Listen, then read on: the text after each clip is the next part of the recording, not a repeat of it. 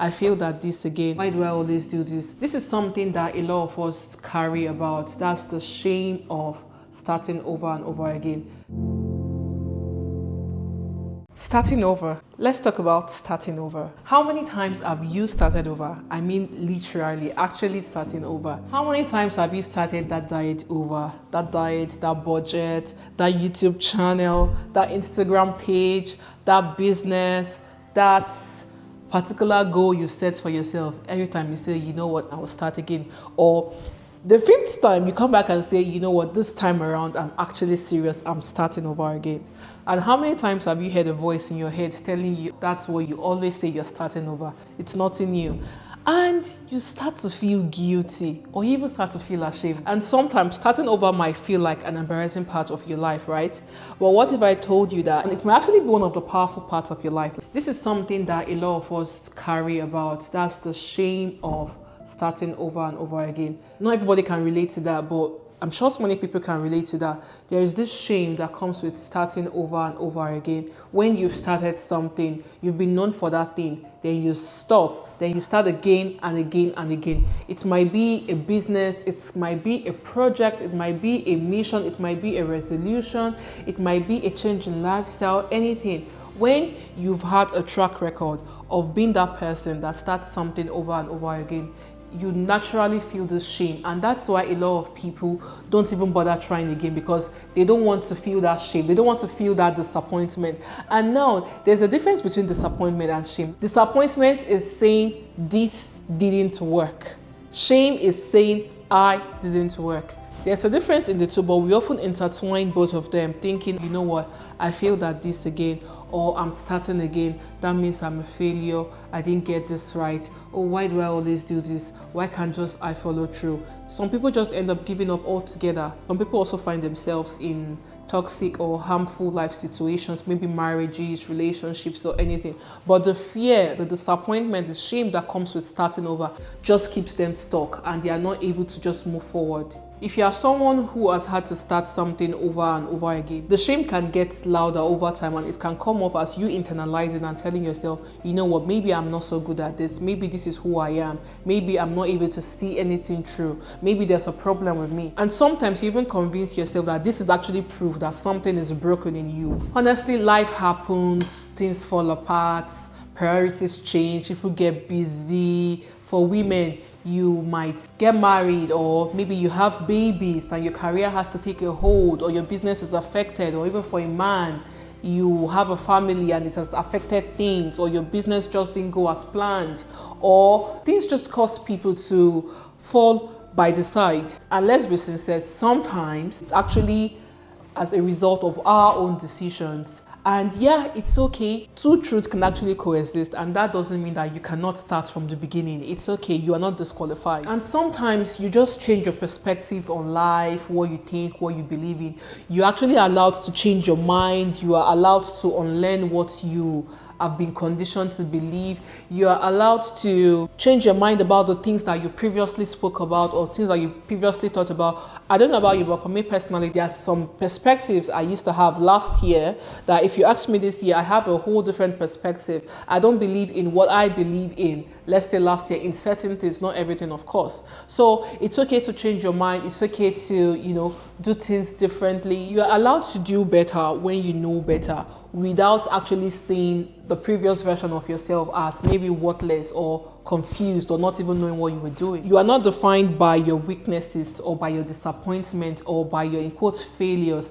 The fact that you decide to stand up again and not just stay on the floor or in wherever you were, that's in itself a strength instead of weakness. You could have as well just said, you know what, I've tried this several times, it's not working, you know what, I'm done. Look at a lot of successful people. I love to watch podcasts where they interview billionaires and all those people, and you hear something that is very peculiar to a lot of them is failure. Before they became successful, they first had to experience failure. Some people experience failure over and over again, and they always stood up. Because each time you stand up, you give yourself a chance to get that thing right. But each time you decide to stay on the floor and not stand up, that is you really not betting on yourself. You don't really believe in yourself. Because if you say you truly believe in yourself, you won't just be okay with the fact that, you know what, I didn't get this right. You know what, that is the end. But placing a bet on yourself, knowing that this is not the end of the road, this is not the end of my story, that in itself, that is where the real deal is. I'm not just saying this to make you feel better. Let's look at the story of a lady called Hannah Huffington. Before the Huffington Post, that lady wrote books and she was rejected by 36 publishers. My God. Imagine one person rejecting you, the other person up until the 36th person. Seriously, anybody. I don't know about you, but me, I would say at this point, I'm done. But she didn't give up. She did not give up. She actually had this bet on herself, and guess what? She actually succeeded, and what she built, as of today, she has sold more than $3 million. So imagine if she had given up because 1, 2, 3, 4, 5, up to 36 publishers rejected her. She didn't stay there. Let's also look at the story of Evan Williams. He actually co-owned or co-founded Twitter. He also built a podcast called Audio, and Apple came and said, now we have iTunes, which will be supporting podcasts. Essentially, Audio just vanished overnight. Imagine everything this man has believed in, everything he has worked for. Apple just came and just said, you know what, you guys move to one side. But Evan Williams didn't give up. Instead of saying, you know what, this is the end of Audio. For 5 years, he didn't have any plan. He didn't have any backup plan. He just kept it aside. He was just doing his things by the side, like a little update to that side status update too from this project, from the failed project. He just took bits from there, and that became Twitter that we all know today, that it's now X. And that just didn't end there.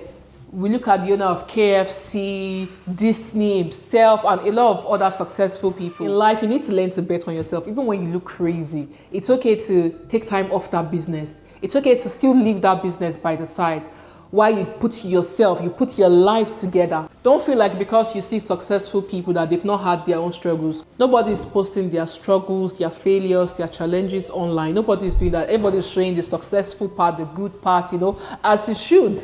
But well, one of the lines I first learned as a little child, when there is life, there is hope. This is not just a phrase, and it's the truth. When there is life, as long as you're still breathing, you still have air, you are still fine, you are still alive, there's still hope. It's not the end of your story. You can still make it. You can still start over.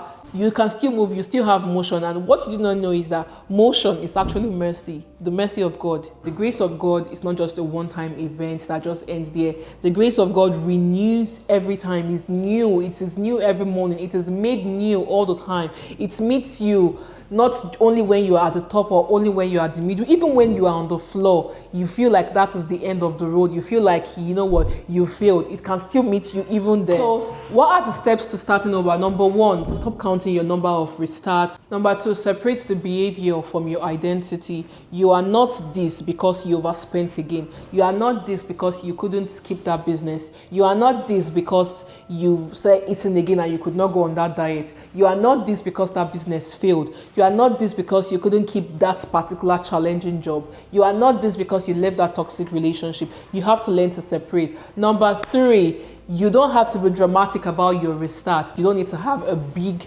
before, a big after, or the whole announcement and everything. You can just go for it. Even the Bible says you shouldn't despise the days of your little beginning. So just go for it. Number 4, which is like my best part, which also speaks to me. Stop waiting until you feel ready to start again, because the truth is you will never feel ready. You would never feel ready. I don't know about you, but when I say I want to do something, my God, you see, procrastination and we are like this. So when I want to do something, one trick I found is, instead of waiting to be ready, the moment it just comes up, I just do it. Especially if you're someone like me where your brain is super busy, your brain, like you're always very busy up there, you would know the struggle when it comes to procrastination. So the best thing is, because you have a lot of things that you are doing at once, so it becomes like a struggle waiting for this part of my life to be done before I move on to this part. And surprisingly, it can even show up even in the little details. So you have to just get up and move and get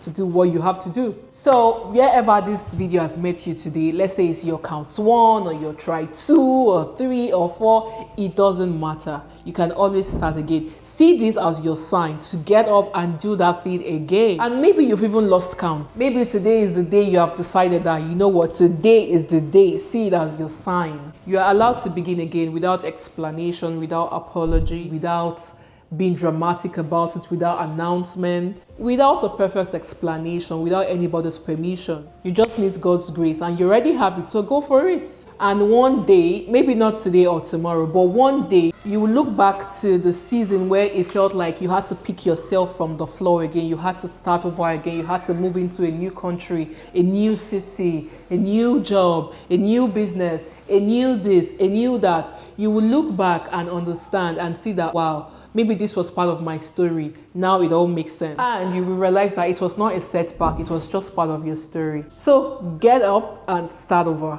Because as long as there's life in you, there is hope for you. I'm rooting for you. Never forget that. Share this video with somebody that needs that encouragement or that needs that reminder. And if you're still not subscribed, what are you waiting for? Click that subscribe button and follow me on my other social media handles at @the_mommyshark. Until next time, bye.